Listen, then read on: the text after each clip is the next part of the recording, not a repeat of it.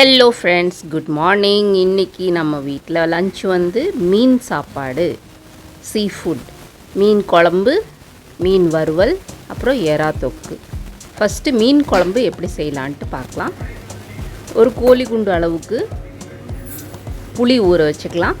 100 milli தண்ணியில் இது கொஞ்சம் நேரம் ஊறட்டும், ஒரு 10 நிமிஷம் இருக்கட்டும். அதுக்கப்புறம் நல்லா கையால் பிசைஞ்சி இந்த மாதிரி புளி கரைச்சல் ரெடி பண்ணிக்கலாம். இதை ஃபில்டரும் பண்ணி நம்ம மண் சட்டியில், எந்த மண் சட்டியில் நம்ம குழம்பு வைக்கிறோமோ அதில் சேர்த்துக்கலாம். இதில் இப்போது நான் 3 டீஸ்பூன் மிளகாத்தூள், 1/4 டீஸ்பூன் மஞ்சள் தூள், 3 டீஸ்பூன் மல்லித்தூள்,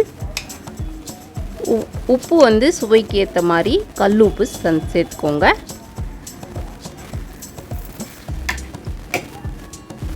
இது எல்லாத்தையும் கரைச்சிட்டு நம்ம அடுப்பில் சேர்த்திக்கலாம். அடுப்பில் ஏற்றிட்டு நல்லா கொதி வரட்டும். அந்த டயத்தில் நாம் தாளிப்பு ரெடி பண்ணிக்கலாம். கடுகு, உளுத்தம்பருப்பு, சீரகம், 5 கிராம் போல் வெந்தய பொடி, 3 டேபிள் ஸ்பூன் நல்லெண்ணெயில் தாளித்து, கருவேப்பிலை, 150 கிராம் சின்ன வெங்காயம், கொஞ்சம் பெருசாக இருந்தால் நறுக்கி சேர்த்துக்கலாம், இல்லை அப்படியே முழுசாகவும் சேர்த்துக்கலாம். இது நல்லா இந்த மாதிரி பொன்னிறமாக வர வரைக்கும் வதக்கிக்கலாம். 2 நாட்டு தக்காளி பொடியாக நறுக்கி இந்த மாதிரி சேர்த்துக்கோங்க வதங்கி வந்ததுக்கப்புறம். இப்போ இதையும் நல்லா வதக்கிக்கலாம். சீக்கிரம் வதங்கணுன்னா ஒரு துளி உப்பு சேர்த்துக்கலாம்.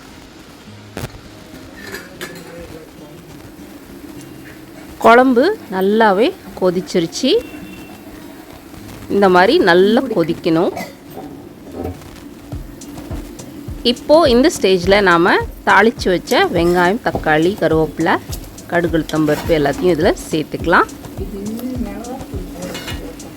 இந்த முறையில் ஒரு வாட்டி நீங்கள் குழம்பு செஞ்சு பாருங்கள். கண்டிப்பாக அந்த டேஸ்ட் உங்களுக்கு பிடிச்சு போகும். ஒவ்வொரு தடவையும் எந்த மீனாக இருந்தாலும் இதே போல் செய்யறதுக்கு உங்களுக்கும் ஆசை வரும். மண்பானையில் செஞ்சிங்கன்னா கூடுதல் சுவையாக இருக்கும்.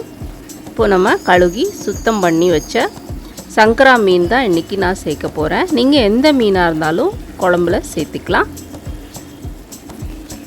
நல்லா சுத்தம் பண்ணி அலம்பி வச்ச மீன் துண்டுகளை இதில் சேர்த்துக்கலாம். இந்த மாதிரி 2 பீஸாக போட்டிருக்கேன். மீனை பொறுத்த வரைக்கும், சீ ஃபுட் பொறுத்த வரைக்கும் சீக்கிரமாகவே வெந்துடும். அதனால் குழம்பு நல்லா மாதிரி சுண்டி வந்ததுக்கப்புறம் மீன் துண்டுகளை போடுங்க.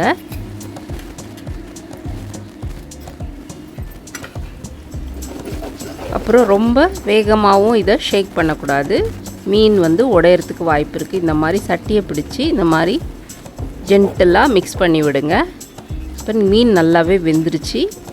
5 நிமிஷத்துலேருந்து 6 நிமிஷத்துக்குள்ளே மீன் வெந்துடும். கொத்தமல்லி இலைகளை அப்படி தூவி பரிமாறிடலாம்.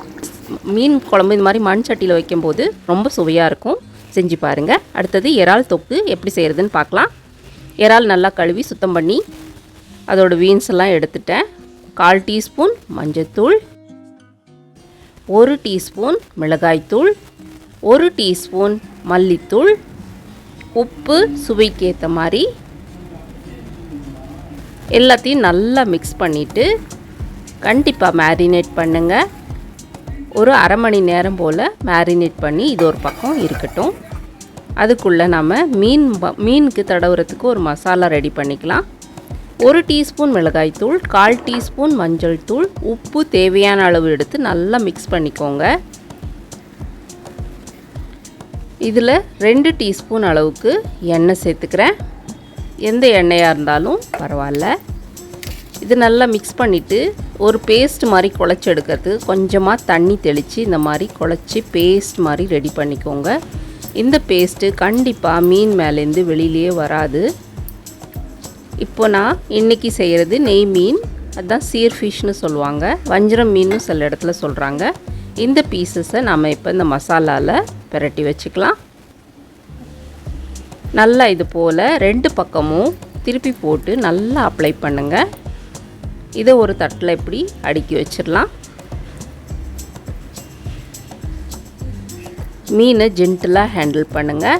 நல்லா தின் ஸ்லைசஸாக போட்டு வாங்கிட்டு வந்து இந்த மாதிரி மசாலா பெரட்டி 1 மணி நேரத்துக்கு மேரினேட் பண்ணி வச்சிடலாம்.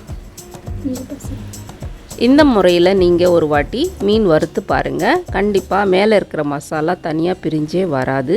இப்போ எறா தொக்கு எப்படி செய்யலான்ட்டு வீடியோக்குள்ளே பார்க்கலாம். ஒரு வாணலியில் 3 டீஸ்பூன் அளவுக்கு எண்ணெய் சேர்த்துக்கிறேன். 1 தக்காளி, 100 கிராம் சின்ன வெங்காயம், 50 கிராம் இடித்த பூண்டு, 1 கொத்து கருவேப்பிலை, 1 டீஸ்பூன் போல் கடுகு, உளுத்தம்பருப்பு, ஜீரகம் மிக்ஸ் பண்ணது. இப்போ தாளிப்புக்கு இது எண்ணெயில் சேர்த்துக்கலாம். 1 கொத்து கருவேப்பிலை,